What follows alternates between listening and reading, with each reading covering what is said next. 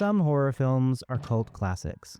They organize a group of people who enthusiastically follow, watch, and proselytize for the film.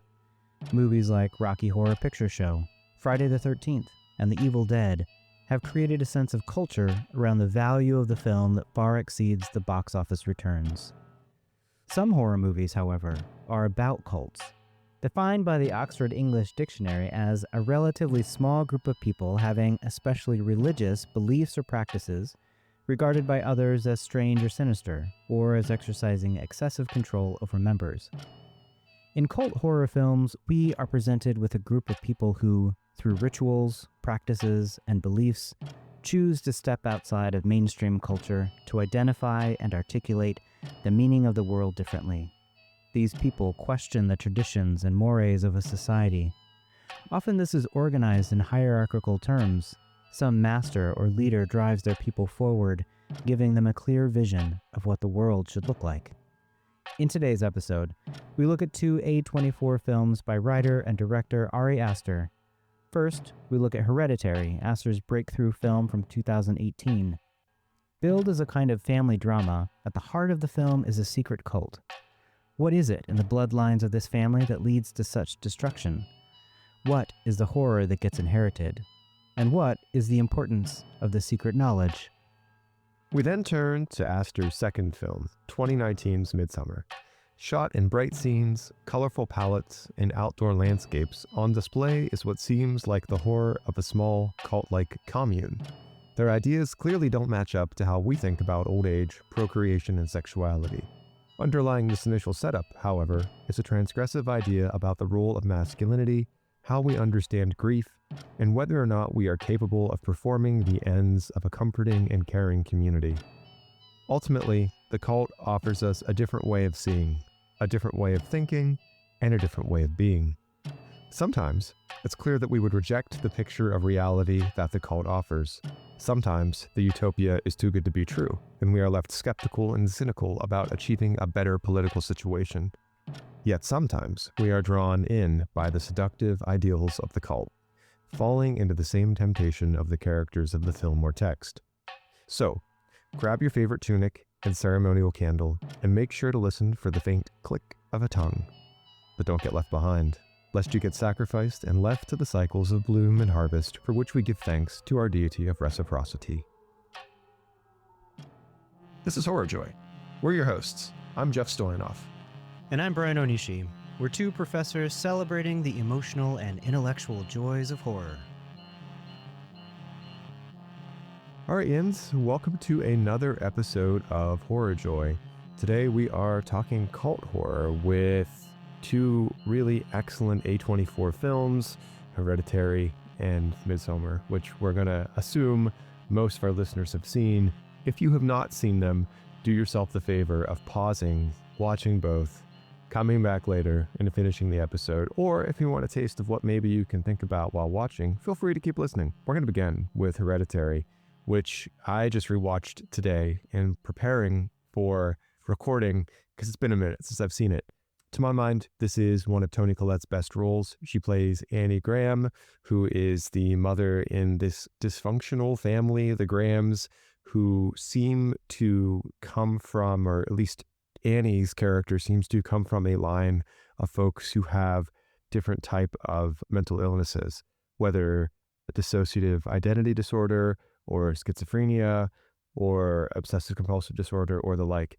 Her children, Peter and Charlie, we get to meet pretty quickly. Charlie seems to have some oddness to her in a way. Difficult to describe. She's sleeping out in a treehouse frequently, where apparently her grandmother used to hang out. Her grandmother has just passed away as the film starts. This would be the matriarch of Annie Graham's side of the family, who, again, like, their relationship was strained. Annie Graham seems to have strained relationships with a lot of people. It seems like every relationship that Annie Graham has is in fact strained. Then you have Gabriel Byrne playing Steve Graham, Annie's husband, and it's like the most Gabriel Byrne role of all time. It's just very understated, often kind of very Irish in the sense of like, what the fuck am I doing here? He plays the part great, but he is exacerbated, and so it fits his personality quite well. We also get like this woman named Joan, who is at a support group with Annie Graham after her mother has passed away, but also we find out later in the film had been in this cult that Annie's mother was kind of the organizer of. But endowed, fantastic actress. I just wanted to point that out because we get to see her in so many TV shows and so many movies. She is in The Handmaid's Tale, I want to say, as well. Really great in that role too. So anyway, speaking about cults, the cult in this film, we don't really find out much about until pretty much the last quarter of the film. It is very much at the end. We are left going through this family suffers tragedy after tragedy. There's a dynamic of stress and tension between Peter Graham and his mother Annie, which then leaves this like dynamic of tension and stress between Steve and Annie. And of course, Charlie dies. It's this epically graphic scene about a half hour into the film. That scene is so memorable. Like when it is on film, you're like, wow, I can't believe they actually went there. Because so frequently, we've talked before in other episodes how horror film creators especially tend to not commit those horrors against children especially. So Brian, with Hereditary, I'm going to start off by pitching it to you and ask you how you think we can think about cults productively in this film. Again, given that we don't get it until the end. So we have the family dynamics, we have some mental illness dynamics, we have just generally like the school scenes maybe we can get into about how the school is just depicted as this place where no one seems to know what the hell's going on.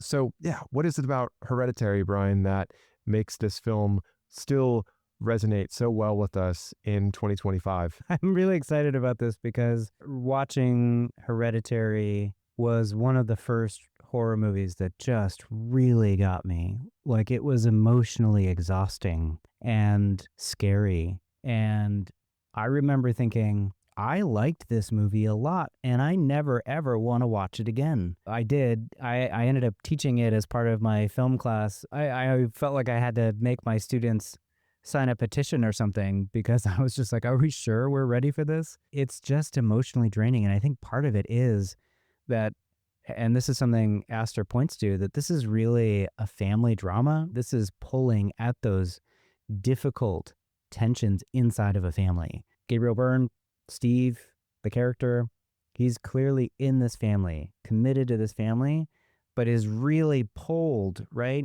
You have this grandmother who Annie says, Steve pulled me away from. He kind of had a hard line. We're no contact rule, and pushes that away, trying to push away the family trauma that he knows is there. Maybe it's mental illness, like you said, but as we get through the film, maybe it's something else. We get this opening scene. Annie's giving the eulogy.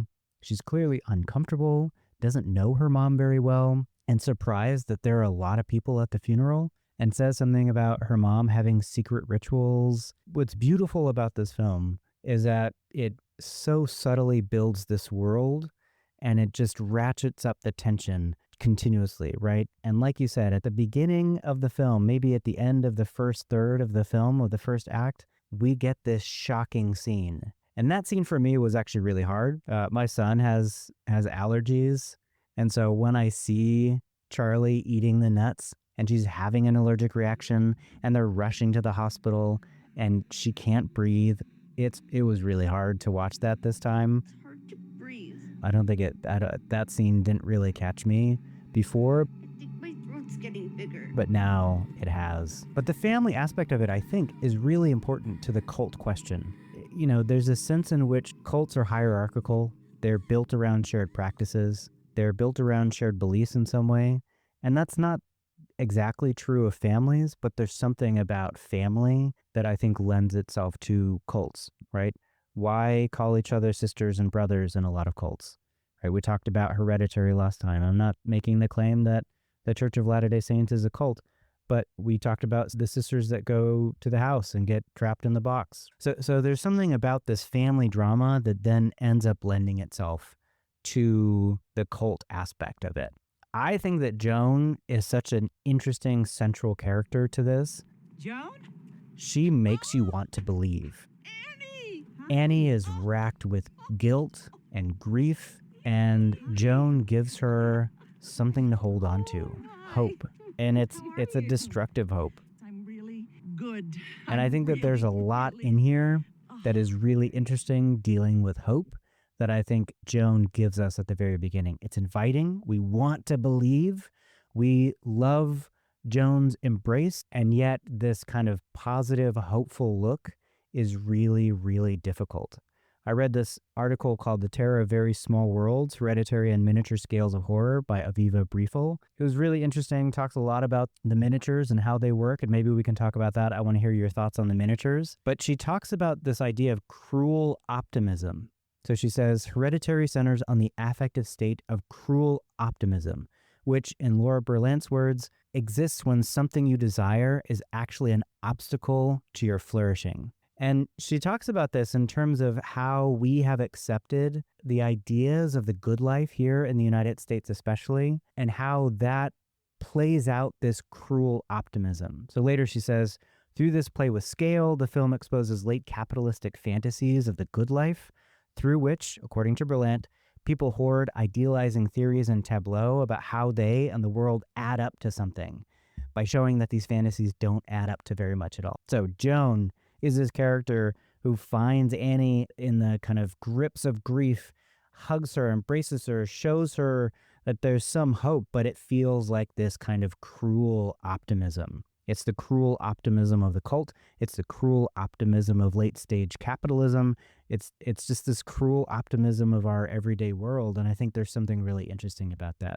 All right, Jeff, I want to throw it back to you. I want to hear your thoughts on Hereditary, initial thoughts. What do you think about the miniatures? What's going on with grief, the family, the cult, all of it? What do you got? Yeah, I think it's great you brought the miniatures up because I was thinking about Heretic with the miniatures in his model that he has too of his house. So like we've done 2 episodes now with miniatures that are kind of representing characters in the film and where they are and where they're acting. And there's that great scene in Hereditary, right, where Annie just destroys all of the miniatures and the scenes that she's put together for an exhibition, as I think during this, right after or right before, there's a answering machine that like gets the guy saying, hey, we understand, like, you know, you've been in our thoughts and prayers and we feel really bad for you and you have a deadline and, you know, we still need these things. However, if you need some more time, that's okay. And then she just like goes to town destroying them, and Steve gets home and he's like, what happened here? And she's like, I was sick of looking at them, as she's just sitting like in the corner. I didn't feel like looking at it anymore. Which, I mean,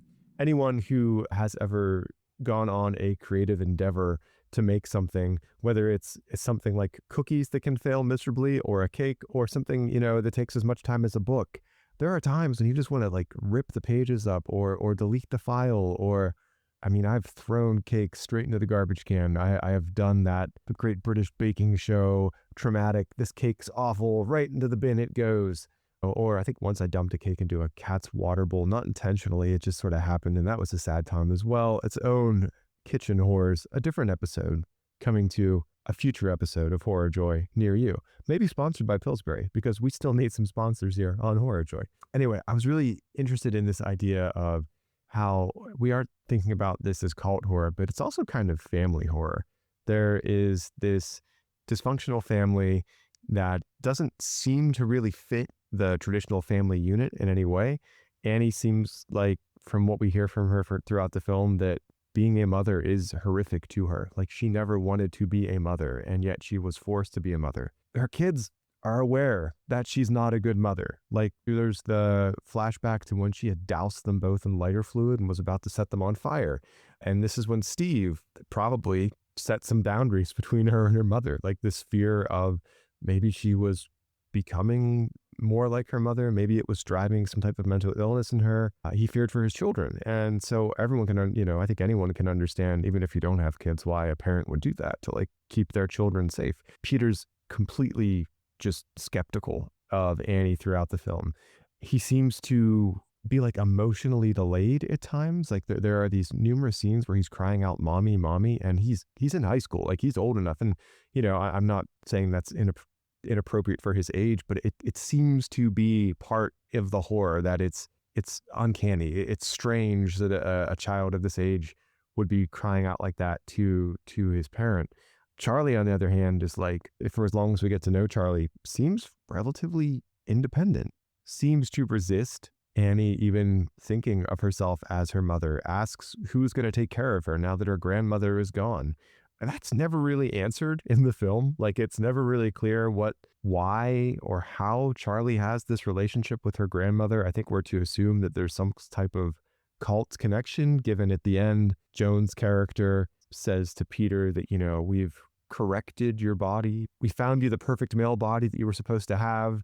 And, now you can become Palamon, I think is the deity's name. Some type of satanic I think figure. it's Paimon. Paimon, not yeah. Paimon Just is the deity's name. Pokemon? No.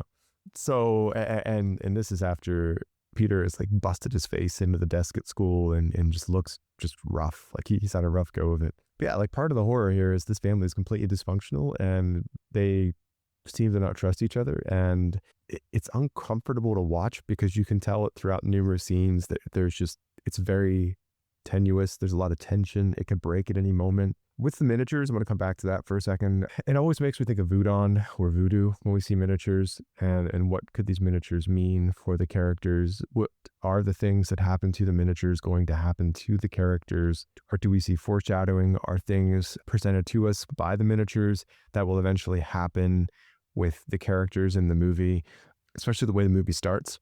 You point out in some of the notes that you shared, like how it starts in with a close-up on the miniature and then it's Peter's room. And then we eventually come out into Peter's real room. And there are a few scenes like that in the movie where looking at one of the characters and then like it does just cut to the miniatures. So there's a connection there, like where maybe the symbolism here is they're all being played by this cult, by this deity who is going to use them as pawns to get what it wants. And it succeeds. And like maybe this is one of the things that I think Aster's films do really well. Horror as a genre, often, right? Like there is that reinstatement of the normal at the end. Like we are taken back to safety after everything that happens. It's almost like a Aristotelian drama in its way, where things are reestablished at the end and it's okay and we're safe again. Even in like a movie like Halloween, which we've talked about on a prior episode, Michael Myers is still out there, but for the time being, everyone's safe. The threat looms, but the threat is not immediate.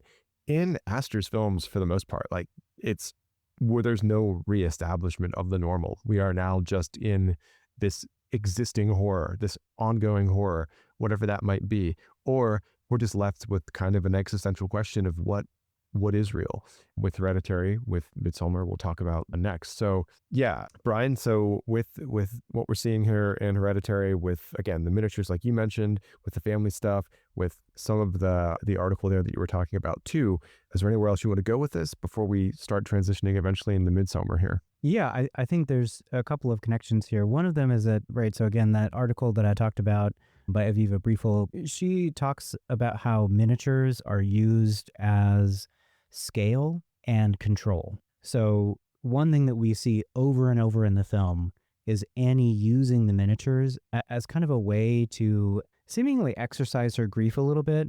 She ends up making a miniature of the accident where Peter is in the car and Charlie, beheaded, is in the back seat. And Steve comes in and he's like, what? And he's just like, it's just a objective view of the thing, right? It's just like, I'm just making a thing. Don't worry about it. It's not anything. It's just helping me see this from an objective point of view. No, it's a neutral view of the accident. But not only that, she has all these miniatures of her mom, and she places her mom where she wants her, and in that sense tries to regain control, right? So as a family drama, this is also a drama about the home in some way, and there's a desire to, behind closed doors, create a system of control that allows you to feel safe, right? You want to feel safe behind closed doors. You want to feel safe where you can control things. And so there's this sense in which the miniatures are used as a mechanism for safety and control for Annie. But there's also a sense in which as we pan out or as we zoom in to the scenes as miniatures themselves. So we get that first scene into Peter's room, then we get that pan out at the very end, and we get the scene with Peter and the cult and that kind of thing. All of that might indicate not only the control that Annie wants over her life, but the control of the filmmaker as well. So it's very interesting to me that phone call that Annie gets that says, hey, what's the deal? Can you tell us about your thing? We're thinking of you, but we need you to produce your art.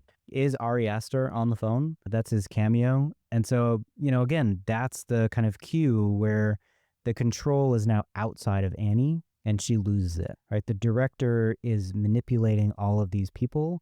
And in many ways, I think something about the miniatures in the house shows up as a false control for Annie. So again, going back to the article, Briefel says, the fantasies of mastery experienced by Annie prevent her from recognizing her status as a miniature trapped in her dollhouse, right? There is something happens early on in the school where they're talking about some play. And so one of the students says, they're all pawns in this horrible, hopeless machine, right? Talking about an ancient Greek tragedy. And it really feels like what they're doing is describing exactly what's happening in the movie. They are trapped in this horrible, hopeless machine. They try to control as much as they can, but in some ways they're either fated to this conclusion or they're brought to this conclusion by an outside agency. The director or Paimon? I don't know. All right, second thing I want to get to is that there is a pretty convincing theory out there that Charlie is Paimon the whole time. So we get the click of her tongue. All right, that's a kind of signature for Charlie. And every time that we hear it, the family members are like, Charlie, is that you? But as soon as Peter is possessed by Paimon at the very end, he clicks his tongue, right? And so I think there's a sense in which that transfer happens. So when Charlie says to Annie, who's going to take care of me? It's really Paimon saying, hey, the queen was here. She was taking care of me. She was going to get me a male body. Who's going to do that now? And Annie says, I'm going to take care of you. In many ways she does, right? Annie does perpetuate the kind of push into the cult. So, I mean, I think we should talk about the cult just a little bit. It's, I think, interesting that it always is at the edges of the film. This is a family drama. The cult is there, and it acts as like another lens through which to see the family and the home and control and all of that kind of stuff. But it's a little bit on the outside. But it also is the motivator for so much of what goes on. And so this is why I think Hereditary is such a good film to rewatch, because as you rewatch it, you pick up on all of these cues. All of the ways that the cult has been there the whole time, all of the ways that the cult is pushing for things to happen. Is the beheading something that they orchestrated somehow by Charlie, right? Charlie gets decapitated. Did the cult have something to do with that? We get a close-up shot of the cult symbol on the telephone pole or the whatever pole it is that she runs into, right? It's unclear. So again, I think there's mechanisms of control, mechanisms of fate happening with the cult. I think I want to keep some of the general discussion of cult for Midsommar maybe, but one thing that I think is really interesting is just the relationship between cult and culture. So the etymological roots both seem to have a connection to care. And so in both Midsommar and in Hereditary, we get the sense that the family is not taking care of you. Your people are not caring for you. Therefore, you should come on over. Who embraces Annie? Who gives her hope? Who tells her things are going to be okay? It's Joan. It's the cult, right? There's care and there's an invitation into that kind of care, which is really scary to think that that is more comforting than a family or anything else, right? So I think there's something there. I also think this could be a good transition into Midsommar. So I want to throw it back to you. If you have final thoughts on Hereditary, and if you want to take us into Midsommar, you can. Yeah, I think one thing that's striking me when you're talking about the cult and how it's kind of always surrounding the film, it's on the margins, if you will, is how what is centered in this film, their home, is such a place that doesn't offer comfort, doesn't offer care, doesn't offer respite. Like, it is just a space where everyone seems to live, and it seems like no one's particularly happy there. Within that space, you have all of these things coming in from the outside. So when you said about the tongue clicking, that reminded me of one of the other, like, we still have landlines that are being used in this film. So we have phone calls again, and how these phone calls bring in things from outside the home, and then it upsets things within the home, whether it's the school calling to let them know what's happened to Peter at school, or the school calling to talk to the father and talking about how Peter, is just having attacks at school, like panic attacks, allergy attacks, whatever. Whether the father, Steve, is calling Annie to be like, knock it off. You need to stop doing this with our kids. I'm putting a stop to this. All that's going on. Meanwhile, the treehouse, the cult treehouse, the treehouse of horror, to make a Simpsons allusion outside, where at the end, there's most of the cultists are beheaded. So maybe there is something to this idea of having to decapitate Charlie's character in order then for Paimon to take form in Peter. Because we had just seen Annie scenes earlier, and then when we see her again, she's beheaded, she is in the cult room with the other cultists who have been beheaded. So, all of this, I think, speaks to perhaps maybe even in real life, cults take advantage of, or they exploit people who don't have a space of comfort. And maybe this is something we can get into as we're going to transition here into Midsommar and talk about afterwards. But I mean, not to remind people of our political landscape, but we do tend to get into those conversations. And, I don't think that we're breaking any news, or anyone will be surprised to hear that Brian and I would both probably classify MAGA as a cult. And why have people so willingly and gleefully jumped into the arms of this cruelty, this stupidity, this just burn it all down mentality with no regard or care for what comes next? And I think it's because people are hurting in a lot of ways. So if you think of our nation, if you will, as a home, and boy, there are problems with that. Even as I say it out loud, a lot of people don't feel comfortable. They feel like they're not being cared for. They feel like they are being left behind. They feel like they can't provide care for others. And when we have that alluring cult that says, I have a solution, it'll make everything okay, and it's going to be easy, because we love if something's going to be easy. We truly do. Or at least the rhetoric of ease, if you will. And people go to that. And so here, perhaps, Brian, if it's okay, we can move into Midsommar, which another great film by Aster that is more specifically about cults. It is about cults from the beginning. It is about our character, namely Danny, who is traveling to Sweden with her boyfriend, Christian. We assume they're together, right? In order to study more about these cults. They're graduate students, they're academics, they're anthropologists, I want to say, maybe historians. I'm forgetting exactly what their area of study is, but they want to come to Sweden to study these communes, to learn about them, and I think there's that young academic naivete that all of us once had, where you feel like understanding these things better in their actual environment, their actual settings, might lend themselves to you taking something back that can help you understand your own society and settings better and make it better. And so within this, the horror develops as Danny quickly realizes that this is not at all what she expected. We haven't talked about the Wicker Man as a feature film yet on this podcast. I think at some point we will. But in many ways, this is reminiscent of the Wicker Man, where you're going to a remote place with these people who practice a religion of some sort that would be vaguely paganism from at least a Christian perspective, because everything's paganism from a Christian perspective. But yeah, and it's amazing how, again, here you have someone who's clearly dealing with trauma in Danny, much like our character of Annie in Hereditary, and how she's trying to work through this trauma, but rather than use miniatures, she seems to be wanting to appropriate culture. And so there is something happening here in a way with the horrors that then develop, and maybe there's a fitting irony at the end with her becoming the May Queen of sorts that makes sense of all of this. So Brian, I will pitch this to you for Midsommar. Where are we seeing our cults in Midsommar? So I have seen Midsommar before. I've only watched it once. I've seen Hereditary quite a few times, but Midsommar, this was my second watch. And I think that going into this, I thought, man, I think I like Hereditary a lot more than Midsommar. Coming out of this, Midsommar is incredible. It's beautiful. It's shot in daylight, and people made a lot of kind of about that, a horror movie shot in the daytime. And I think there's something interesting about that, because there seems like this kind of reversal of the horror in some way. And I think that plays throughout, right? At the beginning, we get these dark hallways. We see this horrific scene with Danny's family.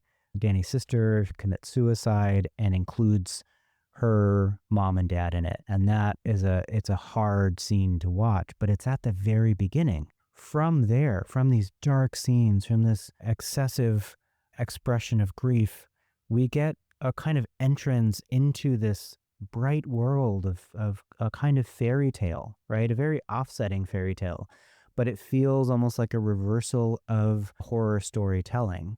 And in many ways, it feels as if we are walking into the horror of the cult. Like we are supposed to imagine, at least, that's the way that I read this, that the cult is going to be the thing that is horrific. And I think that there's, again, a reversal. You know, we could talk about this, whether or not it's successful, whether or not it's actually a hidden critique of a lot of other things. We were talking about nationalism. I want to hear your thoughts on that. But the cult or the commune or whatever it is seems to shine a light on our community and our culture itself as horrific. And I think there's two things that I want to bring up, at least at the beginning here. The first is toxic masculinity. So toxic masculinity seems to be very prevalent in the film, especially in Christian, but in the whole dude group together, right? Academic dudes, like just imagining that their work is more important than people. Like that's a big part of it, but just dismissing Danny, dismissing her as a person, as important. And there's a lot that goes into that. So toxic masculinity, I think, is on display through the cult. And the other one is the way that people are able to care and comfort, right? So we saw that with Hereditary, and I think we're going to see that with Midsommar too, right? So toxic masculinity, it shows up very early on. Danny is like always apologizing to Christian, and it feels as if this trip to Sweden is like in many ways getting rid of this, right? It's like this strange catharsis of exercising this toxic masculinity. At one point, it's her birthday on the trip, and Pelle, the native of the Swedish commune, tells her happy birthday, and Danny says, "Yeah, Christian forgot, but it's okay. It's not his fault. I forgot to remind him." No. I forgot to remind him, and it's not his fault. Right, and that's the kind of thing that I think we see all the time. But there's also dismissing Connie and Simon, who's another couple brought in by somebody from London, and Simon leaves allegedly without Connie, and they just like dismiss that. That's normal. That's fine. And Danny tells Christian, "You know what? I could imagine you doing that, just leaving me." Right. So there's all these ways I think that we see this kind of toxic masculinity, the kind of competition between the two anthropologists. I think they're anthropologists that are trying to kind of take as an object the Harga community. And so I think that's something on display. The second thing is just the way that they're able to care. And there's this great quote from Pelle. So Pelle is talking to Danny about how he lost his family too, or lost his parents early on too, and says, "The difference is that I had a community around me." And he just says, "Do you feel held?" Danny, do you feel held by him? And it's incredible. It's obvious that she's not. Danny has nobody. Her family's gone. Christian is just not taking care of her at all. And Pelle goes, "Do you feel held? We will bring you in. We will bring you into this community." And I think the exorcism of this toxic masculinity and the desire for care shows up throughout. I want to hear your thoughts about the bear scene and all that, but there's lots to say about this, right? So yeah, those are the main things I think that pop out to me immediately. Again, I think that there's a lot to say here. One of the things that I'll kind of point out here is that once again, I will appeal to Dawn Keatley, who we have talked about quite a bit on this podcast, but she has written a ton of stuff. And one of the things that she identifies here is that there's this clear sense in which, as you said, Midsommar's pulling from the Wicker Man, and it's pulling from what she identifies as the folk horror chain, right? That's described by Adam Scoville. That's who she's drawing from. But there are these kind of main parts of folk horror that she sees here. Things like isolation, landscape, some kind of happening or summoning, and even some kind of sacrifice. And so all of these are kind of very clearly seen in Midsommar. So I want to hear your thoughts about Midsommar. I also want to talk about some of the grief rituals that they do. I'll wait to the other side of that. The last thing that I'll throw in here, and this is maybe a little bit out of place, but talking about MAGA too, I read this book by Clay McLeod Chapman recently. He's a horror author, has written some really cool stuff. This book is called Wake Up and Open Your Eyes. It's very clearly about the kind of cult-ish aspects of MAGA and how that has infiltrated into our culture. It's a hard read sometimes. It's a funny read other times, but it definitely takes this idea that horror can identify the cult in our everyday. So, Jeff, there's lots to say. Throughout, I was thinking about the man versus bear question, because the bear shows up all the time. And again, in conversations about toxic masculinity, I think there's something to be said about that here. But there's folklore. There are these panels, the art, the music, the tapestry. It's incredible. Where do you want to take this, Jeff? I'll throw it back to you. Yeah, I definitely want to take some time to talk about the folklore. There's another article that I was reading I want to shout out here when we get back to that. But I know we said Wicker Man, but another movie that kept coming back to me when I was rewatching this is M. Night Shyamalan's The Village. And you get that toxic masculinity, honestly, in that film too, very much of the academic sort. And maybe that's why it was just popping up in my head, because you have the folks in the village, the reason they create this entire commune is to escape the harsh, awful realities of the world. And it's also induced by trauma, which is why they've gone out there and created this commune, but it's completely like fake. It's not real at all, which is, part of the horror of that film, maybe for another episode. But here, just like, if you've ever known academics or if you've watched Severance, actually, in the first season, especially around Rickon, the stereotype of male academics is brought to like vivid, horrific life in the opening parts of Midsommar, and how dismissive they are of their female colleagues, and how their, the brilliance of their mind just outshines everyone else. And it's like, you will meet these people, whether you are a college student or whether you are an academic, and they are insufferable, and they usually don't know it, which somehow makes it even more insufferable. And yet they will win award after award after award, because all the other insufferable jagoffs out there are like, yes, we too should lift up this insufferable brother of ours. Really, the thing I think of, honestly, in this moment is the episode of South Park where they're all farting into wine glasses and sniffing their own farts. That's kind of what we see here, but made horrific in its way. With folklore, with your mentioning of Don's work again, it just sort of happened to be kismet that I came upon an article that also looks at folklore, but the specific term that this author, Stacey Ann Baron, in her article, Once Upon a Midsommar, Nature, Nationalism, and the Swedish Folkloresque, brings this term folkloresque to us, which I think is useful, particularly in Midsommar, because I don't think it's folklore in the same sense that Wicker Man is. I think there's been a bit of like something that's like folklore, or like folkloresque, as this word is. So this term is coined by folklorists Michael Dillon Foster and Jeffrey A. Tolbert. It means popular culture's own emic perception and performance of folklore. So Baron, in her article, argues that Midsommar is particularly suggestive and critical of a kind of nostalgic appropriation which capitalizes on the ambiguous nature of the folkloresque, and the film gesturing towards an alternative agenda centered around ethno-nationalist and anti-immigrant ideologies. That nature is romanticized as a space of purity, and this nostalgic reorientation likewise highlights Midsommar's entanglement with cultural anxieties and points to Sweden's long history of associating a return to nature and the landscape with an idealized notion of ethnic uniformity.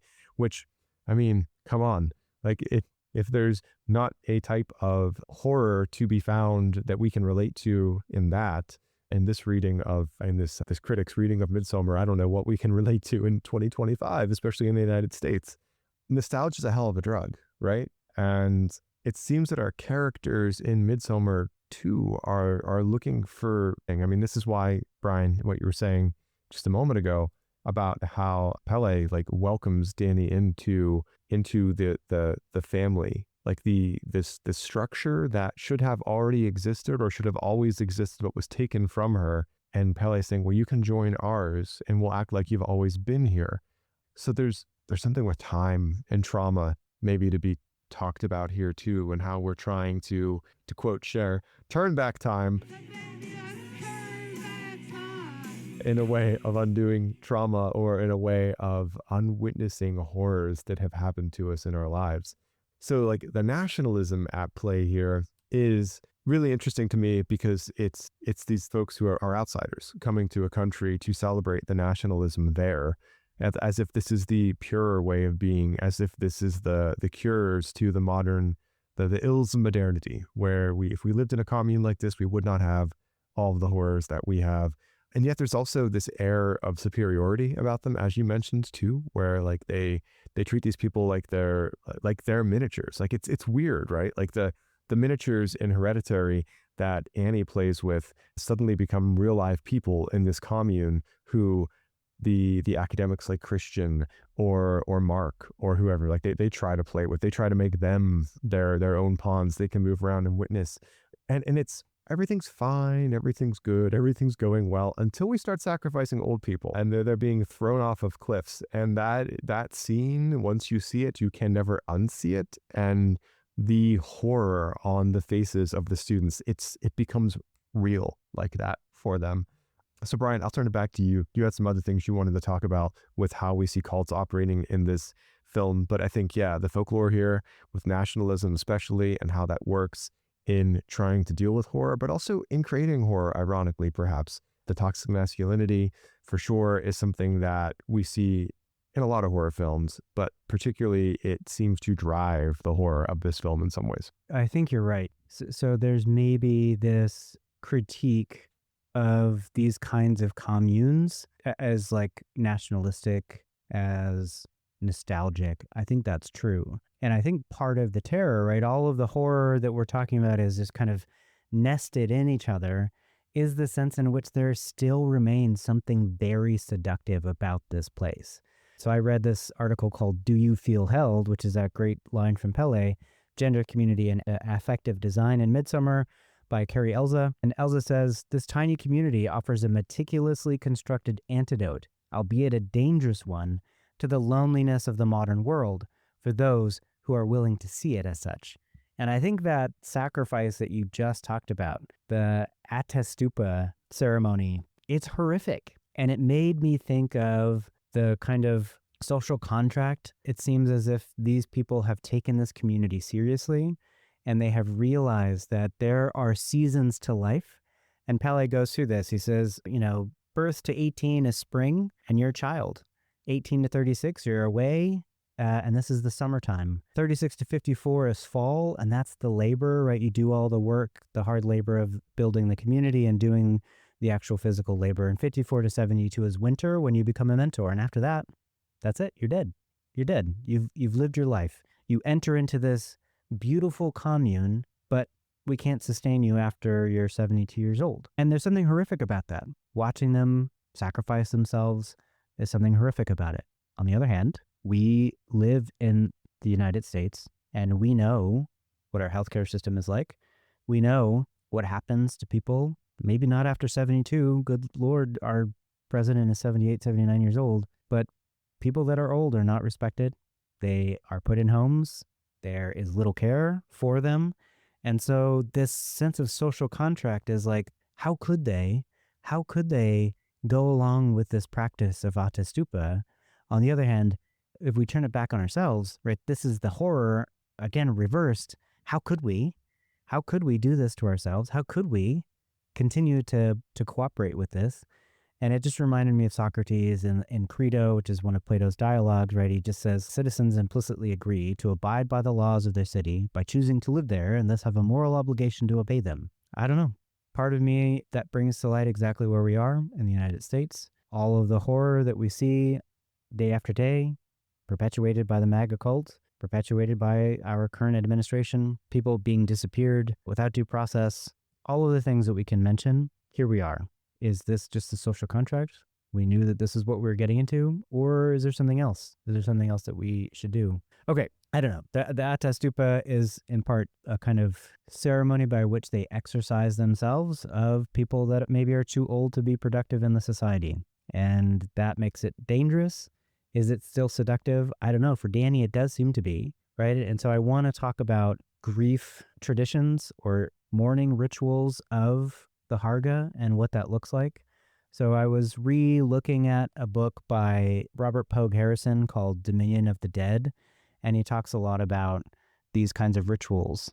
And he says, by dictating the rules for how one mourns, ritual lament helps assure that the psychic crisis engendered by loss, especially in its initial stages, will not plunge the mourner into sheer delirium. Ritualization thus serves to contain the crisis of grief in the very act of objectifying its content through scripted gestures and precise codes of enactment. And we see twice, at least, maybe more, in the Atta Stupa, and then later on in the sacrifice at the very end, we see the group just mourn together. They're all mourning together. And so there's an objectification. It's taking it from the person and it's now putting it onto the community. So the mourning ritual that happens here, I think, is something interesting. Harrison goes on, in the final analysis of mourning is the work of coping, not merely with the loss of a loved one, but with the reality of loss and its irreducible mortal extensions. Coping does not consist merely in effecting a separation from the dead and getting on with one's life, as we are so fond of saying in America, but in complying with the ultimate obligation of all, namely the acknowledgement of death as the very condition and ground of life. And this is a lesson that only the death of others can teach us. And I think the Harga, in their condescending wisdom, are trying to show that through their kind of mourning rituals. Again, I think there's something terrifying, horrific about the communal practices that they have, the sacrifice. There's also something really terrifying about how seductive that is. So we get to the end, and Danny's the May Queen, and she seems to embrace it. So I want to talk about that final scene. I want to maybe throw it to you to see what you have to say. We have Danny dressed in her beautiful flowers. We have Christian costumed or something as a bear. And we have this final scene of sacrifice. This is a terrifying scene. I want to hear your thoughts. What do you think about this final scene of Midsommar? Yeah, the scene is really hard to watch because I think there's a type of dramatic irony going on here where we seem to realize what's happening to Danny before Danny realizes it. She's dressed up. She seems to be uncomfortable. She doesn't seem to realize that she's the one's going to have to make this judgment, and this will weigh on her then. But again, like, you know, as you mentioned, it's part of the cult. So it seems like even though this judgment seems to be part of their rituals and seems to be something they do every year, and that someone makes this decision and they all deal with the consequences as a group, Danny's not really one of them.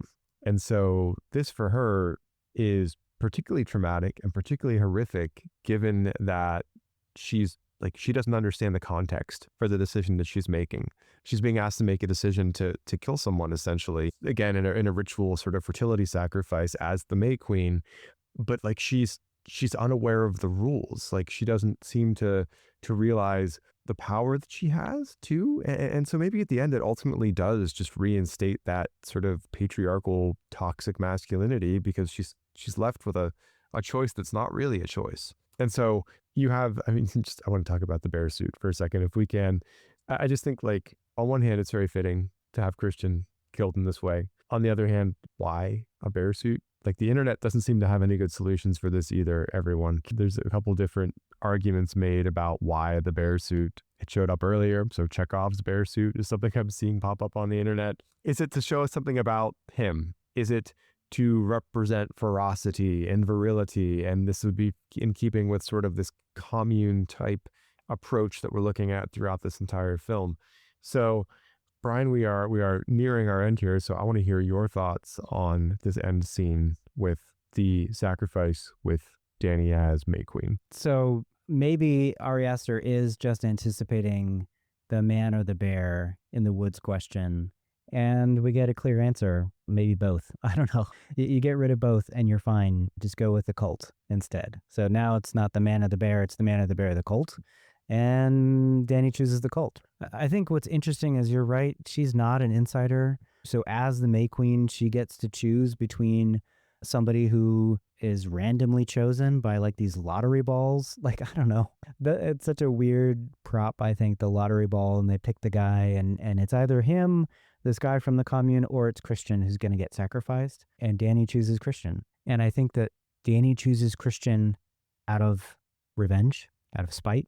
And that doesn't seem to be in compliance with the commune's like ideas of sacrifice. Right before this, and we're not going to have a lot of time to talk about this, is that kind of ritualistic sex scene. At one point, somebody asks them, like, you're such a tight-knit community, aren't you worried about the gene pool? And whoever the person is, the mentor, elder guy says, we bring in outsiders. And you realize later on that that's Christian, right? Christian is there as, so Danny's the May Queen, kind of this fertility ritual thing, but Christian is the one performing this kind of ritualistic sex act, right? And Danny sees that. Danny sees the infidelity that Christian is performing and chooses him as a sacrifice. So maybe this is outside of the realm of the spirit of Harga.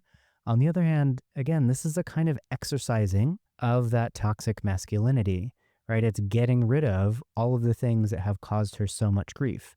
So realizing that the grief that was caused was not just by her loss, but the realization that her relationship with Christian was empty. And I think there's some kind of aspect there. So in that sense, I think this last sacrificial scene is really the kind of fulfillment of Danny's entry into this culture. And the culture itself feels horrific.